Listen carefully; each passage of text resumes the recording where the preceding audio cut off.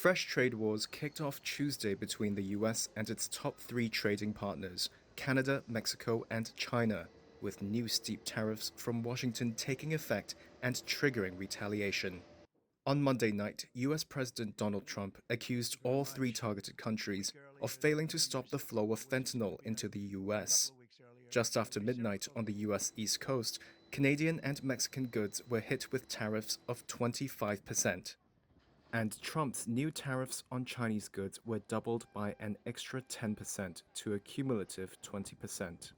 Those new tariffs will apply to some major consumer electronics imported by the US, previously untouched by prior duties, including laptops, video game consoles, and Bluetooth devices.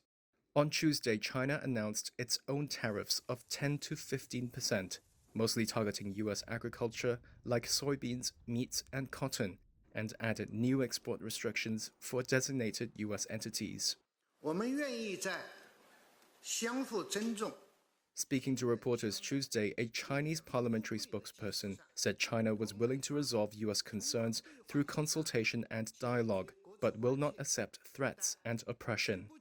Meanwhile, US tariffs on goods from Mexico and Canada will likely cause deeper repercussions for the highly integrated North American economy.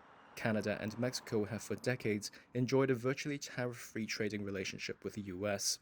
After Trump confirmed tariffs would proceed, financial markets reeled and global stocks tumbled. Both the Canadian dollar and Mexican peso fell against the US dollar. Automaker shares fell sharply, especially for major firms General Motors and Ford, who have production lines in Mexico. Speaking to Reuters, Chris Brigatti, Chief Investment Officer of Southwest Business Corporation, says consumers will bear the brunt of Trump's tariffs. The tariff situation and its effect on the domestic U.S. economy are really a bigger concern now that we have a more aggressive stance coming out of Washington. And that being said, the stagflation issue is rearing its head. And stagflation is quite simply a stagnant or if not rising, a stable inflation rate, but a declining economic base. And I expect these specific tariffs to be damaging to the economy while increasing the prices of goods and services. Canadian Prime Minister Justin Trudeau said on Monday Ottawa would hit back with 25% tariffs on up to about $107 billion worth of US goods.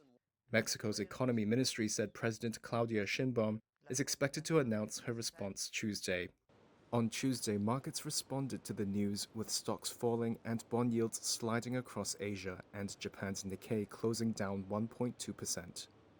Trump's America First agenda, aimed at redrawing trade relationships in favor of the U.S., is expected to be a centerpiece of his Tuesday night address to a joint session of Congress.